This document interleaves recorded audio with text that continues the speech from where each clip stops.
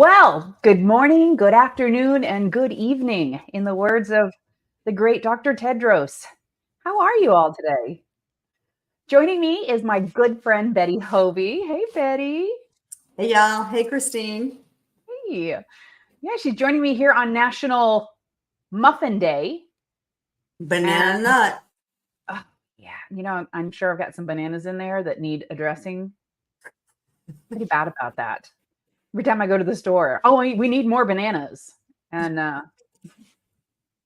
don't know if that happens in everyone's house. It's also National Cherry Pie Day. Mm. Yeah, so I'm not Not a not cherry a pie big person. cherry. I like pie, but I'm not so much of a cherry pie fan. I Apple like pie I like, chocolate but cream pie. oh, that's the best. Not that French silk stuff though. It's too No, rich. no, no, no, no. Just OG, old Yeah. school, right? Yep. And banana cream. Well, there's what we can do with those bananas. There you go. Mm. So today we're going to tackle evaluation and management coding. So last time we were together, Shannon DeConda and I, we talked about the guidelines for evaluation and management. And today, Betty, you are going to help us understand all that is evaluation and management. No pressure. Oh yeah. 30 minutes. We're good. So my favorite part about evaluation and management is how it's divided by the place of service. And then it's further divided between new or established or initial and subsequent. And it really helps map it out from that perspective. Where are they and what's the relationship? Yep. Yep. Yeah, I think the way they've got the whole section set up with the categories and the subcategories, yeah, you can tell, and that's good since it's the thing that most, unless you're a radiologist or a pathologist, everybody's in there. So to set it up in the way they have it set up, I think is really good from back in the old days when we just had visits. Oh I my know gosh. yes, Yes, that's you and old I school. are pre E&M. Yes, Yeah, yep, yep. yeah. When we used to just take darts and throw it against the wall and like that's what it is. It's an For a intermediate lot of level. things. Yeah, exactly. Yeah, But I had a physician that I worked with once that he said when he was first in practice and trying to figure all this stuff out, he was an independent. He said he would take that book. He was that book, and he would point at the CBT book. He said, "I take that book home, and I would sit down." And his wife was an attorney, and he said, and we'd look into that book, and we would figure out where I was supposed to be and what I was doing. And then we would just kind of talk about it. And then we would just pick one. We would just, we would just pick one we thought was, we thought was kind of there. Like, oh, okay. I worked for that type of provider as well. And then when the 95 guidelines were published, I remember that's when the templates were really, the Yes. templates really became popular. And there were a Yes. lot of those organizations out there that were promoting these specific types of templates for, and we Yes. would go to these conferences and there was the Yes. book and there was the templates and you know who I'm talking about. Yep. Yeah. And they were good for a while. They really were. They were very helpful. Yes. Um, but I think that we got lost somewhere between 95 and 21 and electronic medical records. So, Yes, yes. I moving those templates over to the EHRs, and then everything is just in a click box. And if there's a box there, God bless them, they feel like they have to check it. So so the notes end up being 12 pages long, and the patient's got a hypertension checkup with no problems. mhm. And so it just, yeah, it got a little out of hand. So I was real glad when they went back to the drawing board at what E&M is supposed to be about, which is the thought processes of coming up with your treatment plan for that patient, which includes the history and physical, because you have Right. to do that to decide all the things that you will want to do or may need to do and test. And, so those parts are important. But I've always thought, like when we had the old ones and where you had to only have 2 of the 3 key components, Right. I was very strong with my clients that one of those 2 needs to be MDM. You and I both. Like you can't tell me that you've got 5s all day because you do a comprehensive history and a comprehensive exam on every patient and they have a cold or they have a rash. I'm like, technically, yes. I'm like, but you're not meeting it. So I'm glad that CMS hit that medical necessity piece. And so I got to push them, to MDM. So I'm glad now that that's where the crux of it is, because I think, in my opinion, that's where it always should have been. That's where they do their work. Unfortunately, that's also where they're the worst at documenting. Well, I think again, I blame a lot on the EMR systems. I think, providers have a lot on their plates, but I have to remind providers that the new guidelines that are in place, and this is kind of how I think about it, requires a medically appropriate history and exam. What does that mean? It means, tell me what's the problem that's coming today. Let me go back one step. Evaluation and management isn't doing a head to toe on each patient every single visit to try to catch everything. If you think about it, evaluation and management, that chief complaint sets the tone for the visit. What is it that you're going to evaluate? So then we hear from the patient's perspective. How's your condition doing? How's that blood pressure? Have you been checking it? Have you had any symptoms related to the blood pressure? Maybe there's something new they want to bring to the table, but let's try to make sure that we've addressed at least the issue that's coming to us today. Then let's do the facts. That's where the doctoring comes in.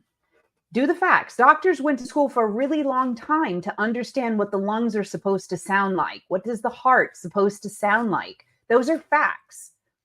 Then it's that evaluation, how we're going to manage these facts and that patient's information that they've provided. Is it getting worse? Is it getting better? Is it working? Do we need to try something else? Do we need to pivot? If they're doing great, give them props. Yeah, you're doing great. Keep taking your meds. If they're not, do they need a talking to?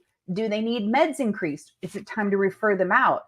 And sometimes they might be so sick that you think about taking them to the hospital. Yep. Those are truly the things that make a difference, whether it's a low-level visit or a high-level visit. What did it look like today? Yep. My thoughts. No, those are excellent, because that's what we're talking about, and that's where we get into it with talking about the documentation, and what they're doing is that they have to show that thought process, with that medically appropriate history and exam. What is it about the focus visit today that you are looking at? We don't need the history of, what's been going on with them for the past 20 years and, everything that, if it has nothing. Oh, they had a sinus cold 5 years ago. Did you know that? Yep. Yep.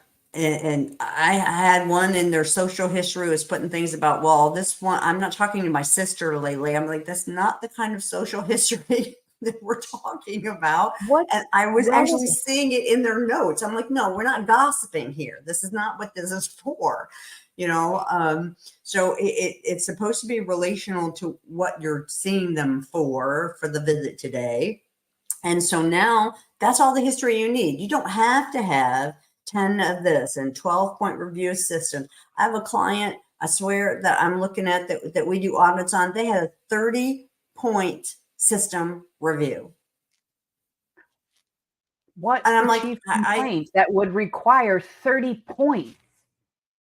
Yeah, exactly. Now there is a visit in the in E&M section for that head to toe deep eval, and those are the preventive services. Preventive medicine. They're amazing. And now with the Affordable Care Act, we can have our preventive visit once a year covered at 100%.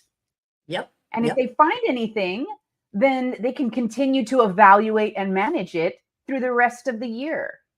Yep. But that head to toe, that fishing expedition, that investigatory visit. That's a preventive visit.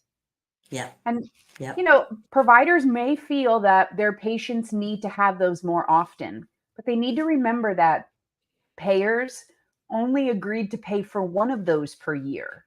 Otherwise, they pay for evaluating and managing the patient's conditions, not for the head to toe.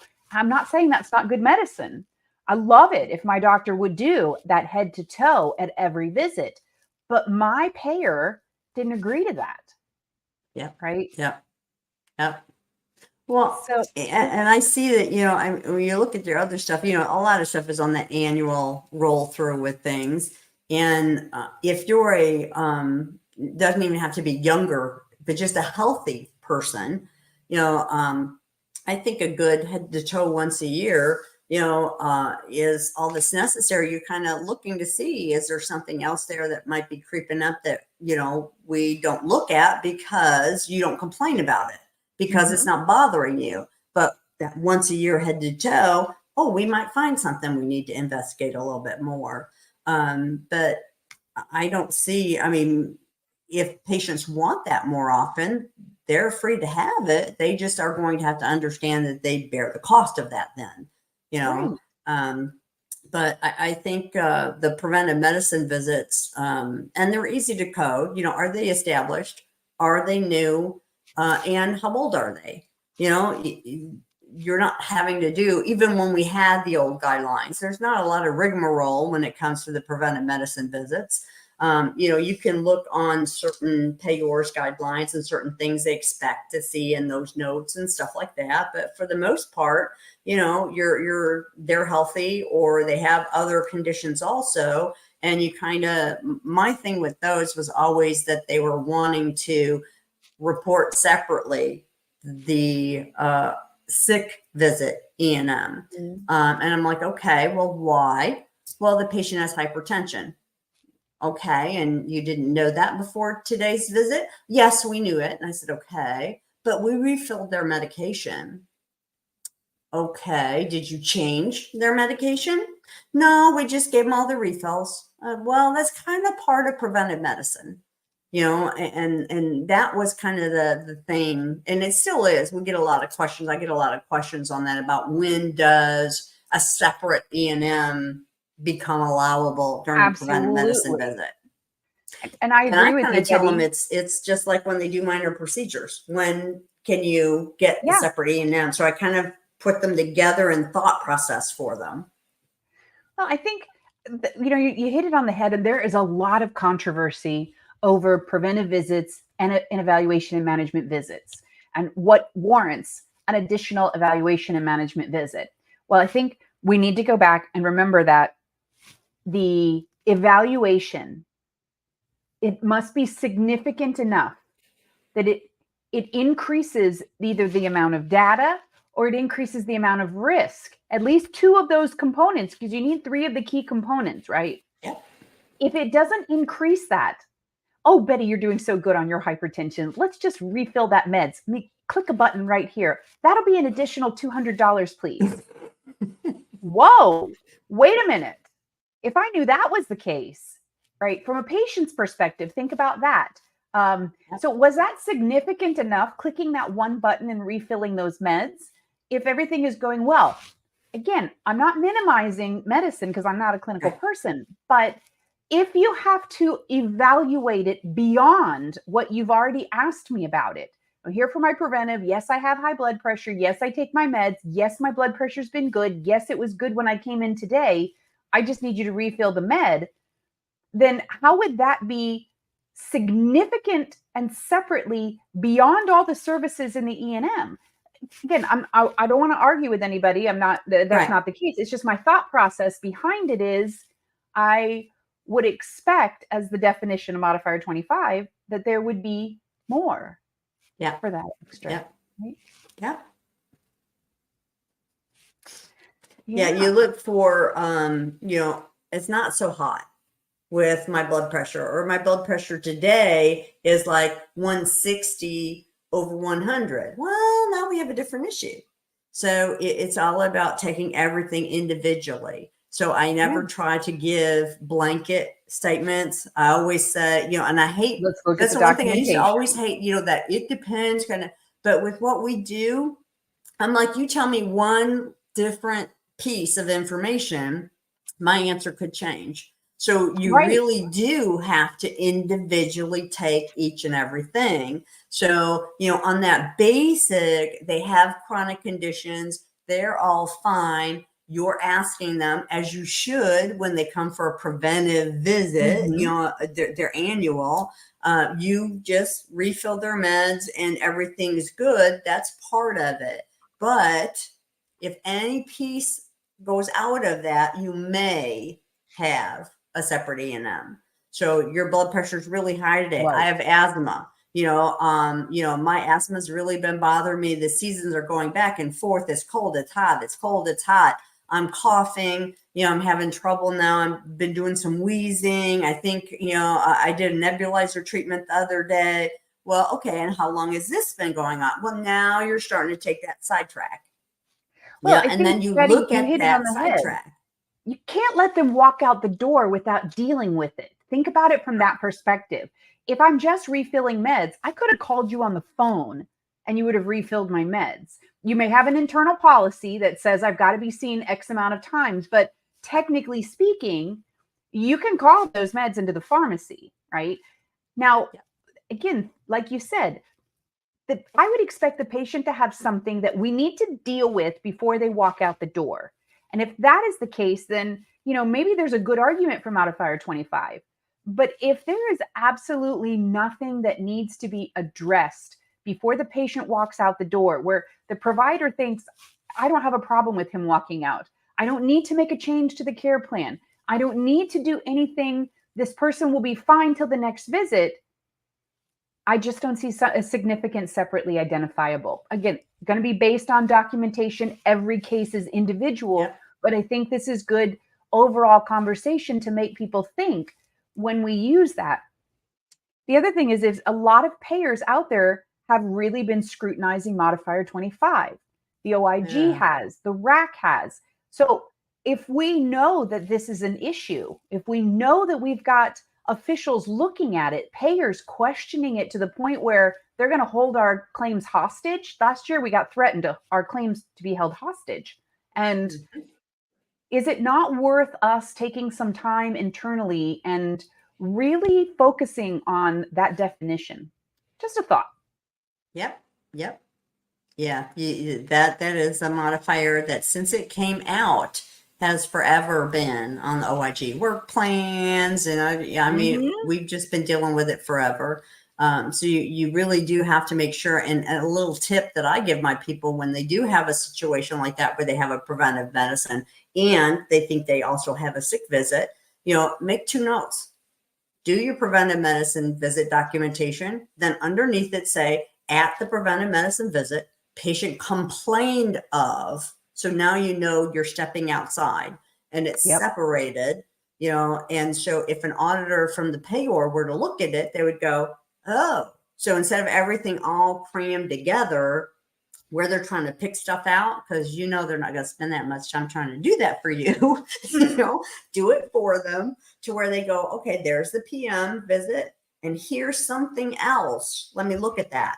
It's already separately identified, isn't it? Because you're making it as 2 listings. And, they tell us that it doesn't require a separate diagnosis. No, however, it's very difficult. I mean, there's some diagnosis that you're not going to be able to. Hypertension doesn't have a separate code to say it was elevated today or it was unstable today. So for that, you may have hypertension as one of the diagnoses for your preventive. And because it was elevated today, you could have the same code represented in an E&M. But for those conditions where the specificity does result in a separate code, think about how easy it would make it that a payer could understand, that today's visit, their diabetes had hyperglycemia, or today's visit, the asthma was exacerbated. So we show that difference in that E&M code that's being added, not E&M, the ICD-10 code that's being added on the claim. A couple of weeks ago, I did a session for AAPC, and I showed the how to speak, how to communicate with payers. And it was all visual, Betty, where we just brought up a claim form because that's all the payer ever sees. Yeah. So what are we saying on those claim forms? Think about that. Next time that you're going to add a modifier 25, how do I make this clear to the payer that it was indeed a significant, separately identifiable visit? I couldn't let the patient walk out the door today without evaluating and creating some sort of management of this problem today. Where does that differential lie? So think about that when you're trying to make that decision there. How do I tell this story properly in my codes? Yep. Yep. That's a great idea about the claim. I'll have to go check that one out. Yeah, that's the only way that we communicate with them. They have Yep. no idea what is in that documentation. They're assuming that we have coded it as specific as possible to what was actually written. So, yeah. Now in E&M, we've got some other great codes. We have chronic care services, neonatal services, critical care services. Yep. And you think about it, evaluation and management. It's probably the toughest section in this entire CPT book because Yeah. it's going to vary. Today, it's going to be different than tomorrow. Tomorrow's going to be different than the next day. Yeah, that's like when I back in the day, one of my former things was coding ED, emergency department services. And boy, I thought that was just the greatest thing ever because it was always every record you picked up, it was different. It wasn't doing the same thing time after time, which is why. Plus, I really got some good stories. I mean, back before, like HIPAA, you can't go around, but. Mm-hmm. Ooh, some of the stuff that we would see in there coming through was quite interesting. But yeah, it was always different. And it's that same way from patient to patient, patients with the same condition. Like when I was watching your thing with Shannon and, hypertension, that's a 4. Well, maybe it is, maybe it isn't. This patient, you could have a patient that has hypertension and it's a 3. The next patient's hypertension is a 4.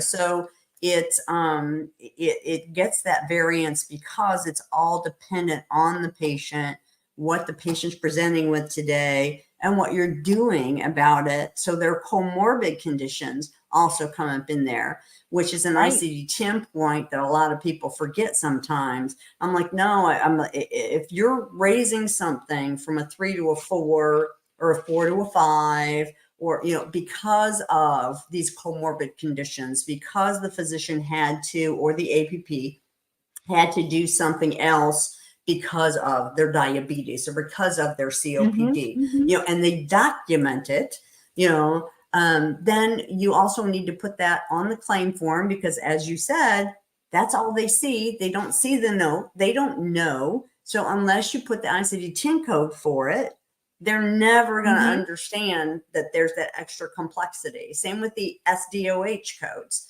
If you're taking that moderate under risk because they do have an SDOH factor, they're homeless, they have food insecurity, whatever it might be. Well, the payer won't know that unless you put that Z code on the claim form. So I think that's the other piece sometimes that people kind of don't hit. They want to hit. Well, they only look at the first ICD-10 code. Well, no, not actually. I mean, they're looking at it to make sure there's a medical necessity match if you're doing a procedure or what. But there's reasons why you put those other ICD-10 codes on the claim form. Absolutely. And it just makes sense to continue and tell the whole thing to support those levels of service that you're reporting. I couldn't agree with you more. Could not agree with you more, Betty. I think that is so super important is to be able to distinguish what it looks like. So I had a provider who constantly, I think I mentioned this before, they constantly were telling me how sick the conditions can get. And they have a sicker population. And the conditions that they treat are conditions that, and I'm not minimizing that, not at all. No. However, we're not trying to find a level of service for what may happen in the future. It's almost the equivalent of saying, you know what, next week is going to be a heavy week at work. So let's just double the hours that I think I'm going to work next week, and I'll submit them for this time period. So rather than 40 hours this week, I think next week's going to take me more time. And now looking at this project, it's a 3-month project. Let's just go ahead and do 60 hours a week for the next, 3 weeks, because it could be that long. Yeah. We would never think twice about that. That sounds crazy. But to tell me that you're going to bill a level 4, a level 5 for someone who came in with a stable condition or an acute condition because it could get worse, that is exactly that craziness that you're talking about. Yeah, exactly. So prolonged services. Yeah. I bet he was sitting there thinking, Christine's not going to say it, not going to say it. I said it. So we had some changes in prolonged services. It seems like different payers are thinking different things, and AMA is thinking they haven't been nothing is jiving. No, well, I'm just glad that finally, with the 15-minute thing, that CMS and CPT are in agreement. So we don't have all of that. Well, if it's CMS, you go through this one and here's this. If it's CPT, you have to do it this way. Now, with CMS, sometimes you have to use the G codes instead, but at least when you're counting and you're trying to figure out units, you can match them accordingly. And it's not now, 2 different things, because math, I like math, but after a while, it's just like, okay, I have to math again. So, I'm not going to lie. I wish they would have made this change in the beginning and everybody would have been on the same page. Yes. It is very difficult to unteach providers once you've taught them. Yes. And sometimes providers even question our authority on the subject when we have to come back to them later and say, remember when I told you before that as soon as the 15 minutes kicks in, well, now I'm going to come back and tell you no. And a lot of the EMR companies, again, it's not like I'm against EMR companies, but they did not switch that time within their... No. Right. So you still have a lot of EMR companies that even, as we enter into, we're mid-February now, we still have those companies that haven't made that switch to allow the prolonged services at the end of the 15 minutes rather than at the beginning of the 15 minutes. And so we could be inadvertently submitting those prolonged services incorrectly. Yep. Yeah. It's I still have some there. I have a client that their system is still pulling up the 95 guidelines on their E&Ms. I do too. Yeah. And they called and said, no, we have the ability to do 2021, but you have to modify your templates. And you can do it or we can do it. And we charge this, ridiculous 5 figures to redo your template. Unfortunately, that's going to leave us with a lot of encounters still being documented inappropriately. Yes. But we'll see. We'll see what the future holds for us. Yes. Well, and I think that goes back to the fact that the EHR companies have coders, but they're not our kind of coders. They're the 0 and 1 coders, that are making these programs, and they don't know what they're making. They're told this is what we need you to build, and they build it. So teaming them up with someone that has those expertise areas, that's why I like systems that, there's one, I try not to throw names out there, but there's one that's kind of drafted by practitioners for practitioners. You get those where, they understand what's behind the stuff.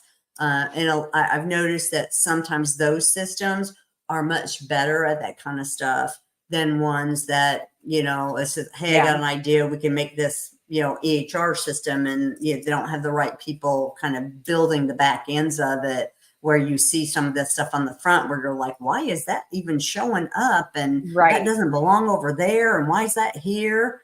you Well, know, because computer programmers are waffle thinkers. yeah. So they go, compartment, compartment to compartment. If we build this, this will turn out great. If we build this, the block system, where medical coder slash biller, as most of us end up being with having to understand payer policies, we're spaghetti brained, because you've got to see, where does this lead? Okay, we'll start off here, but then now the payer says this, but wait, we have a guideline here, and then wait, it's going to dip down around here. There's another guideline. Woo, fee for service. Oh, value-based reimbursement. Yeah.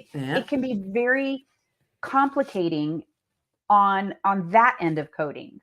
Yeah. So Yeah. And you're then right. it'll change tomorrow. Uh, oh my gosh, absolutely. That's the only thing that we can count on in this industry, isn't it? There you go. Betty, we have come to the end of our time together. Wow. It always goes too quickly. Now, before we go, there's a few things that I want to talk about. You have this amazing evaluation and management leveling tool. Thank you. And go ahead. Yeah, You know more about it than I do. We have on our site, on my site, the CHCS .consulting, we have some hard tools. I have which we make like this pocket size one, and then we have a desk size one that's bigger, but you can use wet erase markers or washable markers on them and just wipe them off and keep reusing them. They're really nice. Lexi's got one on her desk at all times. They have all the categories on one side. Oops, sorry, didn't mean to talk over you.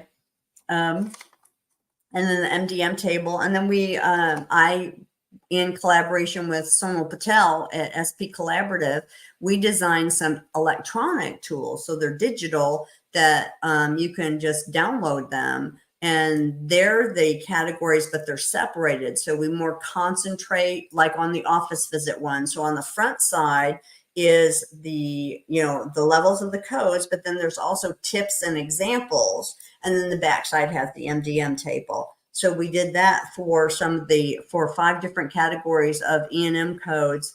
Wow. And they're very, very inexpensive. One of them is like $5.99. I mean, you click it, you download it, you have it. Wow. So it's something really, really good. I think with having the tips and examples on it for people that maybe newer or kind of are trying to get their brain into the new version of how we're doing it, to have those tips and examples on there. Plus the guidelines are smattered in there for what's appropriate for whatever category it is, because me, it's got to have some kind of guideline stuff in there because, Absolutely. that's important.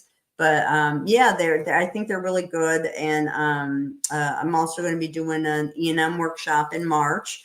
So Nice. for people that are looking to kind of refresh on the stuff, because they did do, and I think they didn't do code changes, other than adding the new pelvic exam kind of code. But the guidelines, the way they changed some of them and what they added in there is really important, and people need to kind of dig into that stuff, like the multiple E&Ms on the same day. They made a whole section for that now, and because you have to kind of go through those.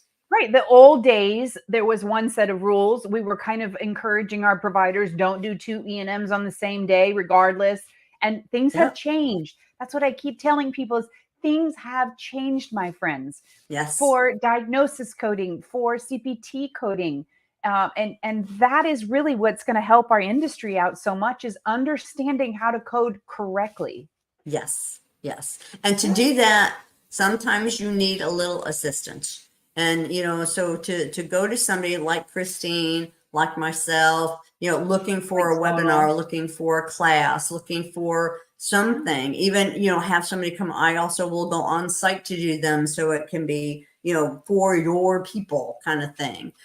Just getting that little extra bit might be what kind of spurns you into saying, okay, I get it now. But it's driving, the finances of the practice, and with the conversion factor, with what happened with that this year, and the payments being what they are, y'all need every dollar you deserve in that practice. So you really have to make sure that you're doing it right. You know, if you want to keep your doors open and see patients and treat patients and get new equipment and get all that stuff. So, you know, it's important to watch Christine's show and to take other things that are going to help y'all to make sure that you've got that down to keep the practice viable and thriving. Absolutely. I couldn't have said it better, Betty. You know, education is power. Knowledge is power, right? Yeah. And that's how we're going to be successful. So thanks so much for coming on the show today. I always love hanging out with you, Betty. So this is so much fun. I love it. Yeah, we'll have to do another luncheon soon. Absolutely. And anybody else out in Florida, if you'd like to join us for our quarterly luncheons, please feel free to reach out to either one of us. Betty's contact information should be coming across just there you go. So reach out to Betty at CHCS Consulting, and we will see you all soon. Thank you so much. Thanks, y'all. Bye. Thanks for watching.